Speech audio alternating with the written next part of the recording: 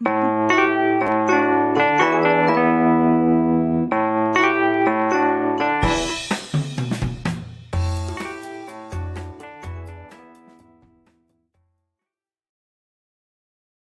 again with, as we said, I'm bringing my big hoop energy today. Welcome to Hello Chaos, a weekly podcast exploring the messy and chaotic minds of and lives of founders, entrepreneurs, and innovators. We talk to founders and entrepreneurs from different industries at different company stages of all shapes and sizes across the country. We hear real, raw, and unbiased stories from these guys and gals, and why our mantra is where aha meets oh shit. We like to hear it all, the good, the bad, the ugly. We drop new episodes every Sunday, and it's to help everyone get ready for the week ahead. So check us out. Hello Chaos is one of the many resources brought to you by Orange Whip. That is Orange Whip, WIP, stands for work in progress, because we all are a work in progress. Orange Whip is a multimedia company dedicated to serving founders and entrepreneurs in affiliate cities through hyperlocal media platforms that are designed to inform, inspire, encourage, and create connections to help founders succeed. Orange Whip is an all in one content hub for founders with fresh and engaging stories, curated calendars, local dynamic roadmaps to help founders navigate their local entrepreneurial ecosystems. We've done the hard work for founders so they only need to go to one trusted place to find all the information they need to move their business ahead or themselves. My name is Jennifer Sutton. My friends and family call me JJ. I am the founder of Orange Whip and will be your host today. And something different that we're doing instead of having a guest on, thought we'd explore the basics of designing a brand. So I am here really putting my my founder hat on of Break Marketing. We have talked to so many founders, not just with Orange Whip, but for Breakco and Bright Marketing. We been in business for almost 10 years, but 30 years in the marketing and advertising industry. But just recently, over the last 6 months to a year, done a lot of workshops with different founders, not just startups, but even established businesses. We're working with one of the largest corporations in our region, helping them figure out a brand strategy for a new endeavor that they are undertaking. So, thought, man, this is something that a lot of companies struggle with when it comes to marketing or advertising. And some folks don't know the difference between marketing and advertising, and they're very different disciplines. It's a very different discipline, and if you've ever been in a marketing role, you know just how different it Yeah. is. So a lot of times companies come to us and they're like, I think I have an advertising problem or this, and we kind of take a look under the hood and we find out, no, you got a marketing problem. And a lot of it starts with really designing the brand from the onset. So, you don't need to be a startup to think through these things, and to take these tips that I'll go through today. Just a short discussion, but these, if you're an established company and you're like trying to figure out, am I really winning? Have I really designed a great brand? Um, these activities and these thought exercises should be reviewed, validated, confirmed, every year, if not at least every 3 years, but definitely every year, if you really want your company to be a power brand, to be a valued brand within your market. So let me, just talking through some of these workshops that we take a lot of these companies through. And what we say is designing that brand is coming up with the core idea, right? What is the core idea of your company? A brand strategy really thinks through or I would say the core idea of your brand is thinking about your vision, the people you serve, your value proposition, and then you'll kind of look at those three frameworks and go, are there gaps in knowledge of, is there something that I couldn't answer? Or maybe there's an assumption you're making that is that a right assumption? The wrong assumption? Is that going to hurt your business if you go, you know what, I'm going to take a leap. I'm guessing this is probably how somebody thinks or acts, or this is how what the market may want. And really outlining just we call it that's the core idea of a brand strategy. And these are big global brands spend a lot of time and energy and money around just evaluating that core idea, those 5 things: vision, the people, your value proposition, gaps and assumptions. Um, but startups, scale ups, companies that want to grow, small businesses can all learn from these master brands. So, but let's just stop for a second looking at Kristen and going, well, what is a brand? Because we encounter that a lot in marketing and in the marketing industry, and a lot of our fellow advertising and marketing people. It's something that I don't think I think there's a lot of assumptions of what a brand is. Um, People think that it's just a logo. So a brand's not just a logo. What? Yeah, that is right. A brand is the set of expectations, memories, stories, feelings, relationships that taken together account for a person's decision to choose one product or service offering over another. Can you give me and all of our listeners an example, like Yeah. somebody that would invoke like, hey, they got a logo, sure, but So I'll tell you. So here, Seth Godin, who's guru on brand and business. I mean, he's fantastic. But he, his take on branding and what a brand is, he was like, spend 10,000 times as much time and money on your brand as you spend on your logo. Your logo is a reference, it's a symbol, it's a reminder of your brand, but your brand is a story. It's a set of emotions and expectations, and it's really a stand in for how people think, feel, believe about your business. So you think about like Nike. Nike spent, let's say, $200, $200 to buy the mark of the swoosh. Yeah, they took that from that college student. And they probably overspent in that $200 to make a swoosh. But the Nike brand is the sum total of everything that we think and feel about what that company makes. And so now that brand, that swoosh, is worth billions.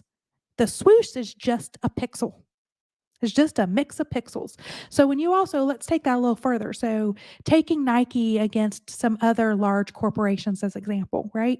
So, or Apple. So you look at if Nike or Apple were opening a hotel, you already, if I just say Nike and Apple, not together, I'm saying, but if Nike were to open up a hotel tomorrow, you would already have some kind of vision in your mind of what that hotel is probably going to look like, feel like. There's going to be some emotions tied there. You kind of get, or if Apple said, you know what, we're going to get in the hotel game and we're going to launch a whole hotel franchise, you kind of will already have an impression of what that hotel franchise, that hotel would look like. But if Hyatt, another big company, but if I said, okay, Hyatt's going to now start making shoes or a communication device, you probably have no idea what those shoes or that device would look like at all and how that would be marketed. Yeah, because is that right? I'm like 100%. If you say the Apple makes a hotel, I immediately think, man, I bet it's going to be this really cool, like uplit, white, clean lines, modern. It's going to feel like everything you want in a loft hotel to be. And no hate on a loft, they won last week. But it's like, it's like you would think this is going to feel like a Mac store on steroids. Right. If you think about a Nike, I immediately think, man, I bet it's going to be black interior. I bet they're going to have these really dope, cool like sconces. Graphics and murals. And it's going to feel really like edgy in the right way. You tell me Hyatt's making a shoe, and I think you're like, I have no idea what Is that. this is going to be like my grandparents' old Skechers, That's right. or is this going to feel kind of new? I don't know. Don't know. And it's because Nike and Apple, they have established and designed a brand. Hyatt just owns real estate.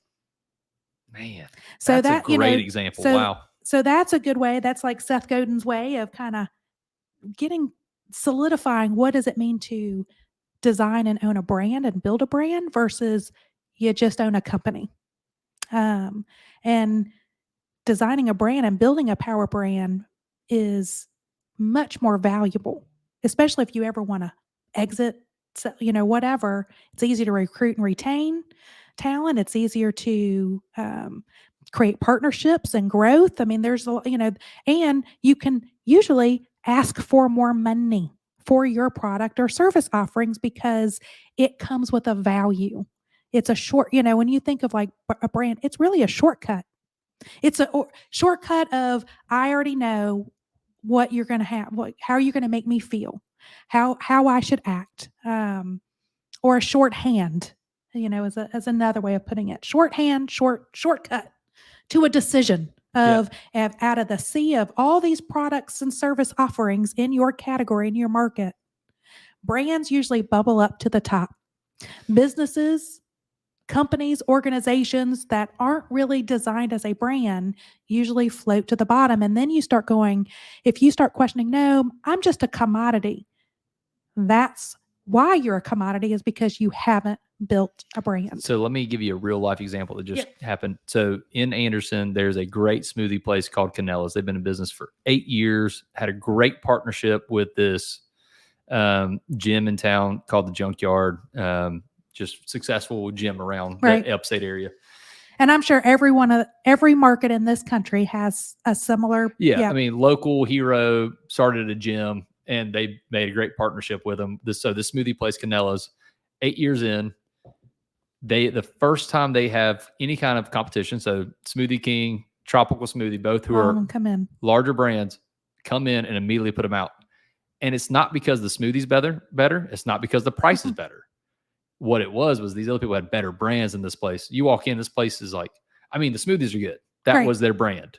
And it wasn't enough to separate It was just the them. product. It was just the product. But there was Yes. no emotions, there was no attributes, there was No. no culture really built Yeah. around that. And so, unfortunately, you have a small businesses, their last day is the day, but it's Right. because they never built anything more than really good smoothies Yeah. at a good price. Right. So it's just kind of like, this is a real life example that's happening today. Right. And it happens every market. Every Every city day. has an example like this. And it's, when you look at, when take, for example, brands like J.C. Penney, Kmart. I mean, anything that you start, Kodak is another, example of companies and organization that really didn't design. And when I say design a brand, it's not just the visual identity, it's designing the operations, the infrastructure, the people strategies, It's the the access values. to your, to the offerings. It's designing all of that together to create value across every touch point. So, and that's kind of what we do when we come in. Bright comes in and we help really provide some of that. I call it that structure. And these disciplines of how do we need to walk through these exercises. And like I said, just start with the core idea. Like, ask yourself, even if you've been in business 10 years, I'll tell you, we went through this with Bright. Just, we've been in business 10 years. We went through the same exercise. The first year we were in business, we did it again in 2018, and we did it again in 2022, and then 2023. Just go like, are we validating? Are we, we revisited this to make our 3-year and our 5-year strategic plan. We did it with Orange Whip, and we went through it last year when we launched the brand, and we revisited again. Kristen, we went through the same exercise, and we're still challenging ourselves with, is this core idea? Is there, do we need to refine it, test it, validate it, and confirm it as we go forward? So tell me, why do you think people struggle doing this? I think I don't think any business owner goes, well, I just want to make a really good widget and sell this widget. There's some people Some people that might do, just but want to make yeah, money. yeah, yeah. But people that are trying to build a company typically want to build something bigger and better. Right. To, And they want the best payout. Like it's because Absolutely. ultimately it comes down to money. Yeah. For a lot of people of how do I get, instead of I can sell something for, it cost me $1 to make it, but I want to sell it for $2. Okay, that's decent margin. But what if you could sell it for $10? It's great margin. What if you could sell it for $100? That's the difference between just starting a company and designing a real, like a power brand. So tell me this: why do people struggle to do this? Couple things. They don't know the questions to ask, which we're going to go over some of these tips of like the simple thing of how to create this. Like I'm talking, when I say a core idea, it's a one sheet. It's one sheet to kind of think through this. And then it's the how do you then build out the rest of the brand strategy so that, again, all the decisions that you make across, all of your marketing and advertising decisions are now rooted in a much more strategic foundation that will actually save you money in the long run. Logos are easy. It's the brand strategy that's the more difficult part, and a lot of it is people either founders and and CEOs either don't know the questions to ask because they have started the business because they were in engineering, or they were in pharmaceutical and chemical engineering and starting a bioscience company, or they were in manufacturing and they were like, I've got an idea, I know how to take this, and no one really knows the like how to then design and start from, and or not, and it's not that they haven't seen it, because a lot of books are like vision statement, yeah, yeah, yeah, yeah, yeah, but I don't think people recognize the importance of a good vision statement. What does it mean to craft your value proposition and how to come up with that value proposition? They see it in books, like every business book, every marketing book will say vision statement, but it's the how to do it. And then a lot of times it's like, okay, and this is why we get hired a lot for Bright, is because we help facilitate those discussions. And forcing, not really forcing, but challenging assumptions, or challenging people to go, this is how, you're looking at the company of how you all think, versus let's look at the organization from outside in, and looking at from the ultimate end user. You're not just trying to sell a product to move product A to customer B, but it's like, how are we adding value to that customer? And I feel like, I mean, a vision statement is a beautiful thing on a wall unless it permeates everything that's right. in your company and everyone. And I feel like you see the failures happen. I feel like that's when you go, oh, who they were got lost. Right. And we're seeing some right now. There's some really big ones out there in the market right now that you're seeing just, wow. Bud Light just can't sell beer right now. And that's a really tough situation for them. Right. And I'm not trying to make a statement any kind of way, but it's just like, that's clearly somewhere somebody lost their brand. That's right. Along the way. Someone lost either the vision, the mission, or the value proposition. There was a disconnect. Yeah. Or if they change their vision and they change their value proposition, but then that becomes a poor execution. Without a doubt. So, when we look at like, what's that core idea? Again, vision statement, your value proposition, the brand attributes, to come up with those three things in that one sheet core idea, you've got to understand the people you serve, right? And then you're also, as you go through that, you're going to outline, these are some questions I have, gaps, or these are the assumptions I'm making. All right. Then that core idea then helps make up the brand strategy. Now, when we say brand strategy, here are the components of a brand strategy. It's brand position, it's brand personality, it's brand story, it's audience personas, targeting and segmentation, brand architecture, and visual identity. As you can see, the logo and the visual is at the bottom because all the other things are really, really important. And also, I just want to make us, we talk about, attributes versus personality. Attributes are kind of the descriptors, right? Personality is how it's the human aspect of it. Is how do we humanize a brand, and that's where the attributes and the personality kind of come together and really make up, the emotions and feelings around the brand. So let's just start with the vision statements. I love it. When I think of vision, this is your 20, 30-year outline. I mean, this is like you need to go North Star, pie in the sky, like where are we going? Even thinking through, to yourself, okay, what's my what's who am I serving from an employee 50 years from now, or the market of this product? Like what are they going to look like 20, 30, 50, and how is my vision going to relate to them? So it's not my vision for 3 years until I exit. To build a brand, you need to think long term. Vision statements need to be short. They need to be aspirational. So it's not to say if you've been in business for 20, like we work with companies that, been in business for 100 years, 50 years.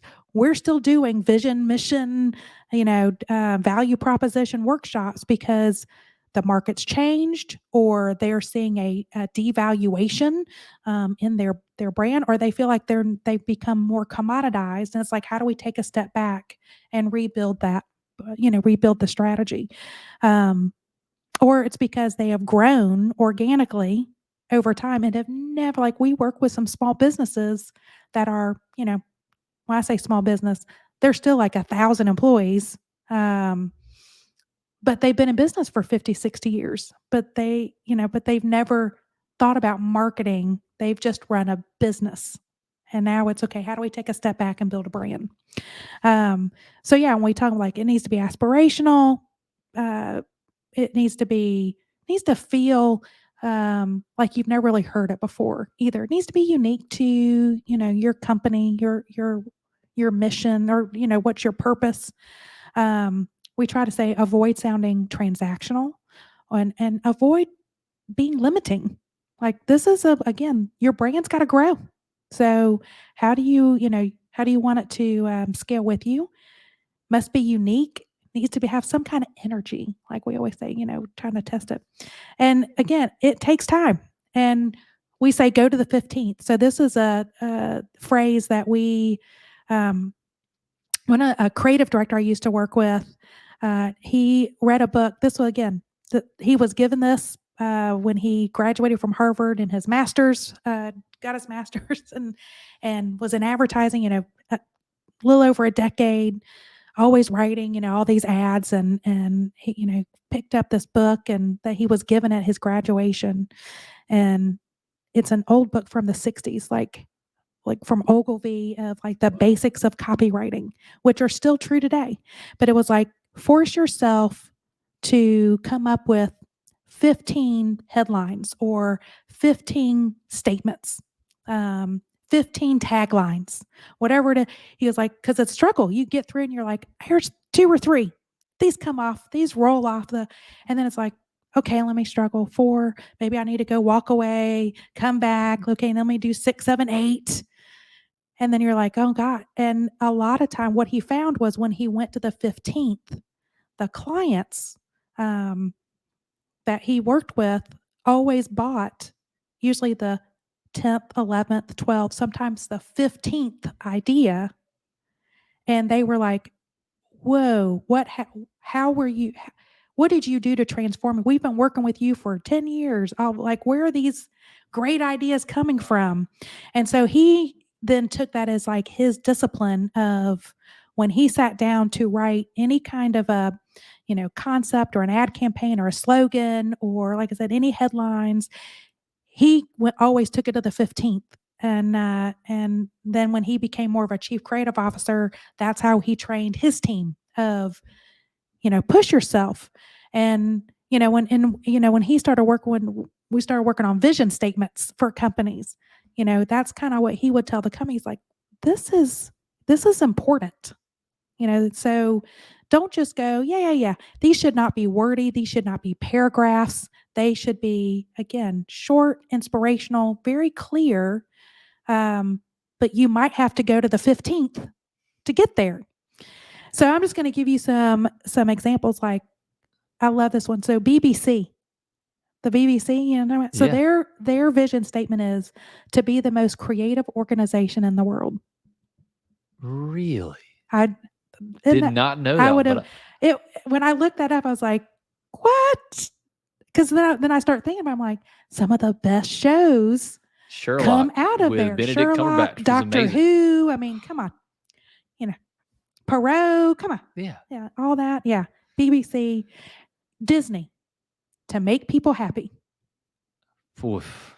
Short, sweet, but think about all how they have structured and designed their brand from every touch point to try to live into that aspirational vision.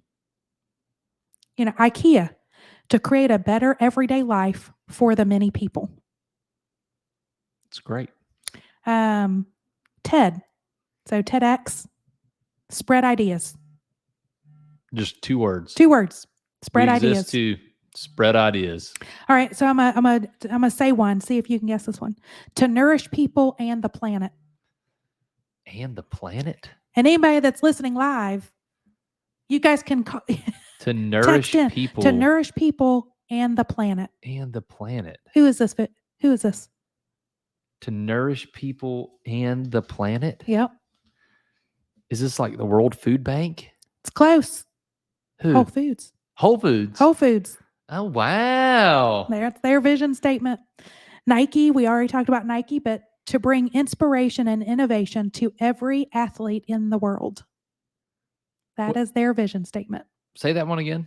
To bring inspiration and innovation to every athlete in the world. Man, that makes so much sense, especially you consider the Jordan brand being a part of the Yeah. Nike brand. It's like even their sub brands are build offs of that. That's right. Google, to provide access to the world's information in just one click. That right there drives every decision they make. Every decision. Every programming, everything. Yeah. Just one click. Just one click. Wow. In one click. Provide access to the world's information in one click. Yeah. So, so these companies, again, they've taken the time, and I guarantee this was not the first vision statement when they launched their company. These have probably been honed and recrafted, restated several times to just, like I look at Orange Whip, the vision statement that we had when we started, we have honed it, simplified it, streamlined it. So, and we've done, Brightco, we're actually doing the exercise right now is because we felt like, gosh, ours it's a little bit long. We need to make it more aspirational and one statement. So we're actually going through that exercise of that. We have the spirit and the meaning, but it's how do we make it shorter with clarity? How do you bring the words together to make it succinct? Yeah. Because that just helps. Like then when you have to communicate that to your audiences, well, I mean, it's who's going to remember a paragraph? You think about like, okay, this is what their company's known for. This is what I can expect. Oh, you're onboarding new employees. Yeah. Oh, this is what we do. Who doesn't want a vision statement of to make people happy? This is what your job is, to make people happy. People happy. Yep. Okay, great. Cool. Yeah. I think I can do that. Well, like Zappos, when they started, that was deliver happiness. That was their vision, like to deliver happiness. And I just contrast that with my brain with other theme parks. And it feels like they're just trying to bring just wrath of children into your life. It's just so bad. Chaos. So then that next, so you got your vision statement, right? So now let's talk about the people. Like, okay, understanding your audiences. We use an exercise called the empathy map. You can Google it, but it's called an empathy map. It's a worksheet, but we walk a lot of our clients through this. But basically, it's asking you to think about who you serve, both directly and indirectly. Like, who are you selling to? But who are you serving? And how your offerings, whether it's a product or a service, how does it benefit them? So, who are they? For one, what do they believe today? Just in their, in the category of the market that you're in, kind of get a good feel of what do they believe? Um, how do they access your offering? Whether it's access today, access tomorrow. How do they access the the like products and services of your competitors? What do they believe about your competitors? What are the pains that they have? What gains would they receive from your product or service offerings? And then you really want to think like, how does your audience and audiences, because look, we work with a lot of companies that might have like 10 targets, and that's okay. That's normal. But how do they think, act, and feel? When I say act, like how do they engage with your company? How do they feel about your company? What do they think about your company today? And then take some time and go, what do you want them to think or to act or engage with your company, feel about your company tomorrow? Because ultimately there's probably a gap in there, right? And when we start saying like understanding the gaps, if there are things that you come up and go, well, I don't know how they think or act. Well, that might be something you might need to research. And research can be as basic as doing some interviews, or reach out to a firm like Bright. We do research that we can uncover whatever, those insights are. Or if you're like, I've never thought about what they think about my competitors in relation to me, that, that might be helpful, or to think through, maybe I'm making assumptions that I shouldn't be making assumptions, right? So that's a good exercise to really understand who your audience are in relation to. I mean, at the end of the day, you're trying to figure out, here's the wants and needs of these people that I'm Yep. trying to serve, and here are my strengths and weaknesses. Mm-hmm. How do they align? What are the gaps? But we say it's like, we call it the bullseye kind of in the middle of, if this is what your customers' needs and wants are, and this is your company strength, what's in the middle? Because that is what we need to define as those unique service offerings or unique product offerings, those features, those attributes. Define those. What's right in the middle? Also, that is the place where, I mean, we talked about this with the Orange Whip being Mental Health Awareness Month and all that. Right. If you are trying to operate on one side or the other for your strengths, you'll be out of sorts. Right. You're going to be so stressed. And so if you can stay in your strengths, you're going to, one, be happier and provide a better product for your customers. And I know we're talking about branding, but like at some point, as every founder, you are the brand. And if it's not who you are, then Right. it's a pointless situation, Right. right?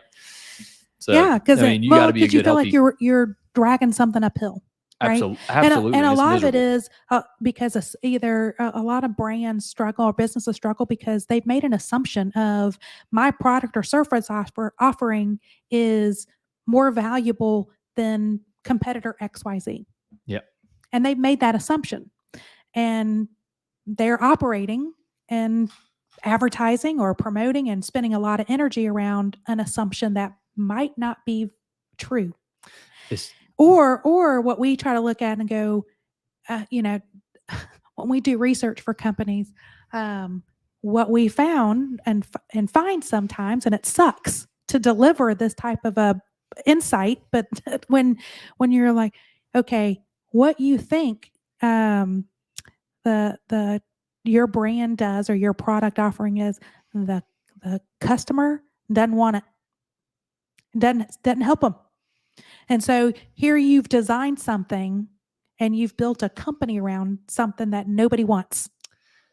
that's tough. That is not good. And so, then you got to like, well, maybe it's this audience.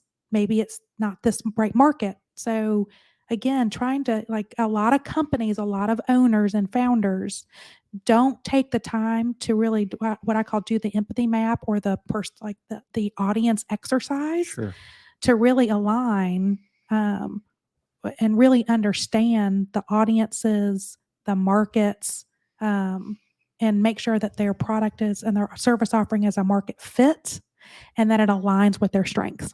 Yeah. Because and then it becomes, whoa, we've, hey, the audience, the customer wants all this, but a competitor might be doing it better, but can you out message them? Can you out market them? And there's, again, it helps you figure out what's your blueprint for your strategy or your advertising program. So it's like, we always say, take the time up front to do some of these exercises, because it'll save you so much money down the road. And It's little hard. disciplines. It's hard to rebuild. It's hard to, Oh, once you already got your brand established, it's not like you got one shot, but it's hard to rebrand. yeah. And you see people do it wrong Or, all the time. or they're spending money I call it, they're shouting into the void. And so that's why, like, a lot of times people come to us and go, I have an advertising problem. I'm not getting the results I need.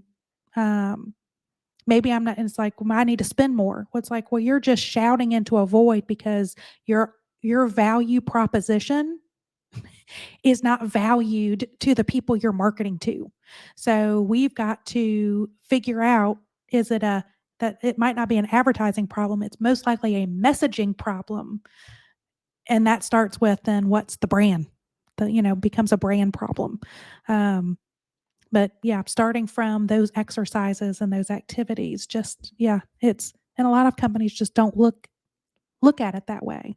But yeah, those are simple exercises of what's your strengths and weaknesses, or your strengths, and what does your customer want, and then how do you want them to think, act, and feel about you. And then when you look at brand attributes, that exercise is, as you start doing that empathy math, you'll start like, these are the pains they have. Boop, boop, boop, boop. Here's what the gains they'll feel from our offerings. These attributes start bubbling up of, we offer, quality assurance or reliability or, innovation or, sustainability or whatever kind of these attributes. We offer scalability or, whatever they are. Everybody kind of has these attributes separate from personality. So again, you got to go, these are our attributes, the values, a lot of company values. And then here's our personality. It's kind of like, how do you put a human spin on those emotions? This is where the exercise of, how do you want your audience to think and feel? And so how do you take those thinking and feeling and those emotions, and how do you embrace and kind of wrap your brand around and start defining your brand in that personality? Yeah. So that's the brand attributes, little exercise. And then you kind of go through those steps, and now you're like, okay, how do I take all this stuff and make a value proposition? Right? Which is really, it's a promise. It's a sentence. It's a statement of, this is this is what I am offering to this audience, to the market. You would want to have for in the brand, like an umbrella. This is my value proposition. This is my promise to the world. That has to relate to the vision statement, but then it's like, okay, but this audience, here's a value proposition. This audience, here's another value proposition. And there's just a real simple formula that we use. You can wordsmith this thing to death, but just to get out, because a lot of time we see value, the value propositions can become, again, another paragraph, and then it loses its meaning versus just succinct and clear. Use this formula. We help X do Y by doing Z. Say that again for the people in the back. We help X do Y by doing Z. So, we empower the innovation community by informing, inspiring, and by creating a hyperlocal platform, right? That's So great. Yeah. very succinct, very clear. This is Now what we do. this is what we do. And that is just, it helps, we were, I'm in the middle of doing kind of these workshops with, again, a really large, one of the largest global brands that happens to be close by here. And, we've got a committee of, it's like 30, 40 people on this committee Wow. around so it's, high profile, a lot of, but to get a lot of people thinking in the same manner with very easy, simple sentence structure, simple formulas, but it's getting them to think, getting them outside their comfort zone, which they've appreciated. They're like, I would have kept it more in, I would have thought more internal or intrinsic versus thinking, how are Sure. people going to look at this from the outside in? And helping them formulate all this jumbly stuff of like, well, I can write you a, 10-page, statement of why this is important. But it's like, no, we just need a sentence. Like, Just because all distill it this, down. you're going to like, it's very hard to communicate. So how do we create those disciplines to make those shortcuts? And I'll And say it's really tough to do this as a founder by yourself. oh yeah, It's hard to do it with your own. I mean, it's the same reason why your kid's always the most special kid in the entire world. It's hard to look at things objectively Oh, I as a can't. founder when it's your business. Yeah. One, because you might not have time, but two, it's just like, no, this is who we are. And it's like, Well, we look so closely. I'll give you the example of Orange Whip. When we launched Orange Whip, it was with a much more complex brand architecture. Like we had our city our city products were under Innovates. It was like, Charleston, Chaz Innovates, Columbia Innovates, and it was under those brands. And we were like, well, this makes sense. We have Orange Whip as the parent, but these are products, and the feedback that we got was I don't know, I'm confused. I don't get Innovates. I'm a founder. They're like, are you, is it a tech company? We're like, no, it's a media, like we're a media company. And they're like, well, I like Orange Whip, but I'm not really connecting with the Innovates name. yeah. And the hard part is if you have to explain it multiple times, Oh, then it's not right. it's not resonating. And so we said, you know what? And it was making from an operation perspective, was more costly because it was more trademarks.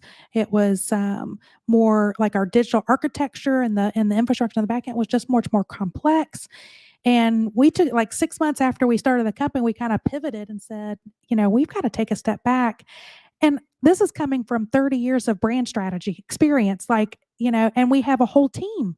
That's all we do is that. But we were so internally focused. And when we did our testing of the product and the service offering, it wasn't with, we didn't test the names. It was with just really the product design of this is going to be a, local platform that's going to have, curated calendars, a roadmap directory for the local ecosystems. At first, we tested a newsletter product that was, not having really a website or it was more of just push everything out in a newsletter, and that flopped. We polled over 1,000 different founders across the country, and they were like, "Ugh, I don't need another email in my. I want something that feels like Fast Company, but a localized Fast Company. I want a digital." Entrepreneur magazine, but local. Like we want something local. We want something digital. We want something that is also dynamic. And we do, we need that roadmap and directory. We need the curated calendars, but just send us an email with like the shortcuts of like the little tidbits of what do I need to be prepared for. So it's like, but we had already gone down the path of building out like a newsletter media company, like a BuzzFeed or like the business the weeklies or something. And yeah, that was like overwhelmingly, I don't want that shit in my inbox. Yeah. And I mean, bring that back to putting your strengths with what your customer wants. Yeah. And it's like, okay, our strengths are here and our customer doesn't want it. Okay, well then we got to That's right. recenter to find the crosshair here. That's right. Again. And so and that was interesting. So it delayed us a few months to launch the company because we wanted to make sure our product was was what people wanted. And it was, the challenge there was, I mean, again, our mission and the vision is all centered around the end user, which is if we are lifting up and encouraging founders and supporting the founder community in these local markets, that's the advertisers, the sponsors, the organizations that want to feed the ecosystem will come. But I'll tell you what was interesting of who wanted the newsletters. And so from a revenue perspective, that's been a little bit of a struggle and a disconnect for us. And we're still trying to figure out that formula. The organizations that kind of sit outside the ecosystem. When I say the ecosystem, it's like all the founders and entrepreneurs that are in this ecosystem. You have organizations like your economic development organizations, you've got your incubators, your accelerator universities that are all kind of here going, we've got programs and services here to serve you, like, SBDCs and the scores, but it's really hard for that founder to navigate, right? Who's doing what? There's a lot of deadlines for this, and who do I go to for this resource? So, we were coming in as more of a, hey, we're here to support you guys, looking at it from the inside of your perspective and out. But the organizations that serve were like, we would sponsor a newsletter. Like, we would sponsor, I'm like, well, that's what you guys want, but that's not what they want. Isn't that funny? Yeah. So trying to even shift that, like, we need those resources to sponsor and feed us so that our content is free. That the founders get this access. They get access to that roadmap. They get access to those directories and those calendars, so they don't have to go to 15 different calendars. Absolutely. In their market, or they get stories like this that's served up to them in kind of a one-stop place. But because we don't want to charge, we don't think the founder should be charged for that. There's enough organizations that want to support them. Because the more that we feed that ecosystem, whether you're a high impact entrepreneur or you're a startup scale up with that could have potential, or if you're just a small business owner that's like you're a part of the ecosystem, but you're like, look, I'm steady Eddie and just growing, and but you can really feed and fuel these local economies by giving these founders and entrepreneurs and the business owners the information and the resources to take them to the next level, because they're thirsty. And if we don't offer it at the local level, they'll go find it somewhere else. Absolutely. So, and the hardest part about that is, man, if you don't have the community around you, you don't have it at the local level. There's been so many times that, I mean, I have sat down across the table from somebody and said, hey, here's what I'm thinking. What are your thoughts? And they go, well, have you thought about blank, blank, and blank? And if you don't have that inside of your community, inside the local level, man, you're missing it. Right. You're going to miss those conversations. Well, or just like, hey, this is, like you said, it's, hey, I'm making this assumption. Yeah. Is this the right assumption? Or to go, hey, these are 6 vision statements. Take it outside your company and go, hey, I need a safe space. These ecosystems provide that safe space for those conversations to happen, those coaching, those mentoring, access to expertise that you wouldn't necessarily have within your own walls. But yeah, bounce ideas off of, or the biggest topic is like around we're trying to normalize kind of that founder mental health. Founders struggle with that, the anxiety, the stress. How do we encourage rest and mental resilience? And then also you look at, like, which is next month's edition, is all around talent retention and recruitment. Huge topic. Don't get on LinkedIn if you don't want to see it. Yeah, because I mean that's all the rage. But yeah, it's such good stuff about the ecosystem. But I'm just saying that like, we're a marketing, an advertising agency. We struggled with and pivoted no different than anybody else, because we we have to force ourselves to kind of, and usually it's after I do a workshop with a client, I'm like, we probably need to take this to the team and just challenge ourselves to go, if we put Bright through those same exercises and those activities, are we, we need to be just, Would we be able to pass our own I test? know. So yeah, and we do the same thing with Orange Whip. So again, it's not like I said, I don't want people to think, well, I didn't do it from the start. So blah, it's like you can do it literally at any time. And the more you do it, the more you validate.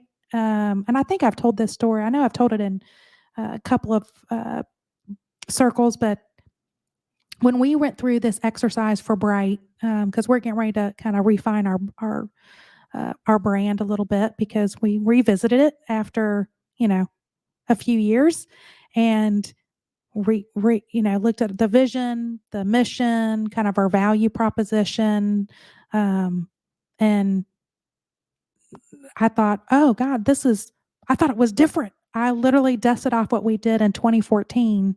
And yeah, words changed, but the spirit was still there. Some of the words were exact, like it just might have had a word or two different, but the phrasing was still very much aligned. I'm like, oh, okay. Well, so, and then, with the new team, different team, but it's with recent customer information of like, what do we do well? What are our strengths? Where do we want them to think about tomorrow? Where do we want to play?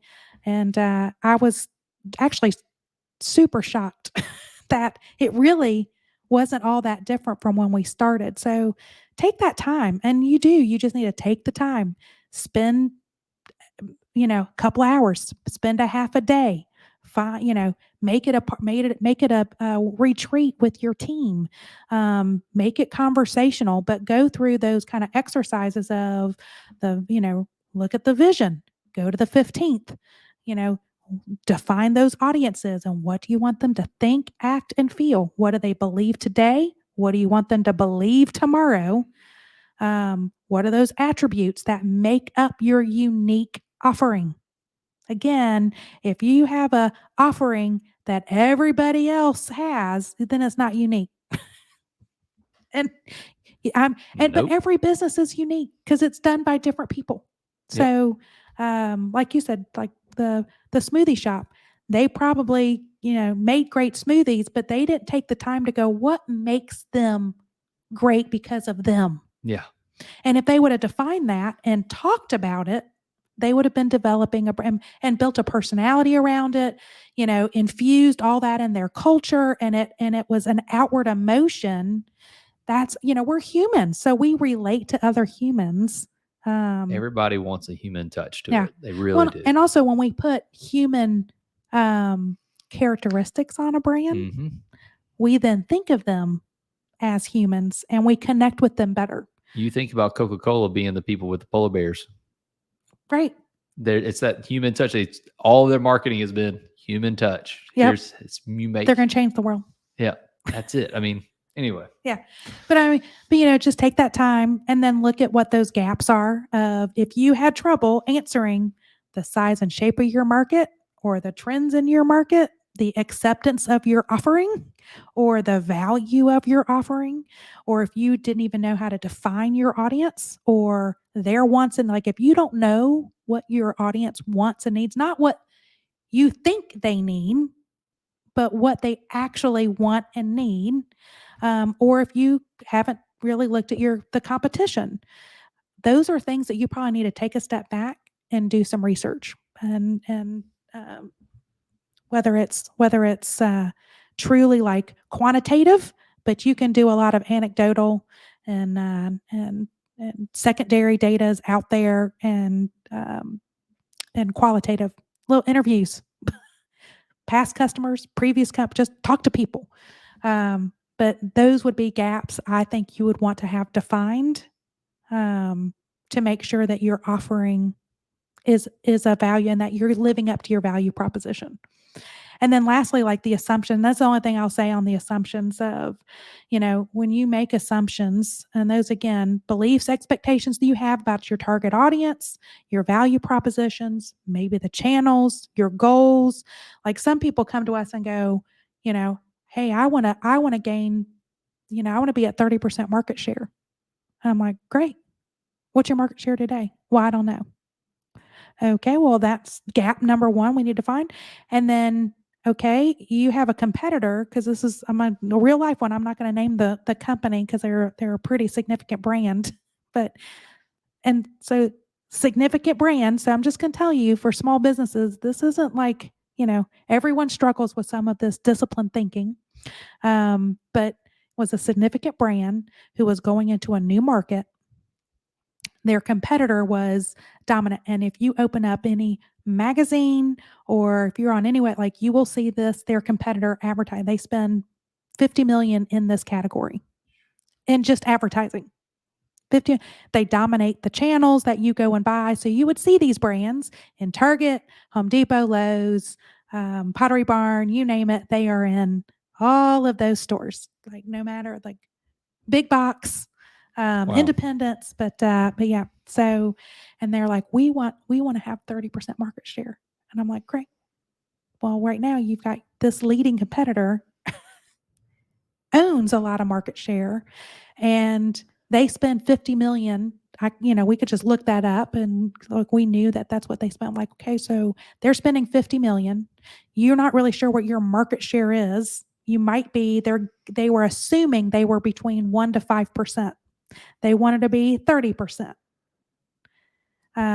Which means, how do you gain market? So how do you gain market share? Either you are in a market that's growing at a rapid pace, so that you're just obtaining more market share as the market is organically growing. Yep.